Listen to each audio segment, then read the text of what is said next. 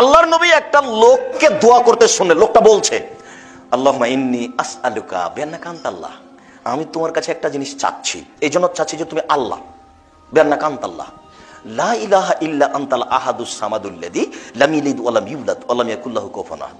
তুমি ছাড়া কোনো মাবুদ নেই, তুমি একক, নিরপেক্ষ, মুখাপেক্ষীহীন, তুমি কাউকে জন্ম দাওনি, তুমি কারো থেকে জন্ম নেওনি, তোমার সমকক্ষ কেউ নেই।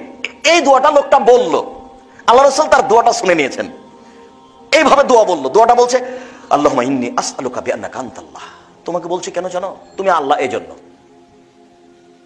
লা ইলাহা ইল্লা আনতাল আহাদুস সামাদুল্লাযী, তুমি ছাড়া কোনো মাবুদ নাই, তুমি একক, নিরপেক্ষ, মুখাপেক্ষীহীন। তার মানে তার ক্ষমতা বর্ণনা করছেন লোকটা, দোয়াতে কি করছেন, তার ক্ষমতা বর্ণনা করছেন। তুমি তো পারো, আমি বিরুদ্ধ অবস্থাতে কি আছে, তুমি তো পারো, আমি অসহায় রাস্তায় পড়ে থাকবো কেন, তুমি ঠিক করে দাও, তুমি তো পারো। পারো না এমন কাজ তোমার কাছে নেই, তুমি একক, নিরপেক্ষ, মুখাপেক্ষীহীন, তুমি কারোর কাছে জন্ম নাওনি, তুমি কাউকে জন্ম দাওনি, তোমার সমকক্ষ কেউ নেই, তুমি একক, ক্ষমতার মালিক।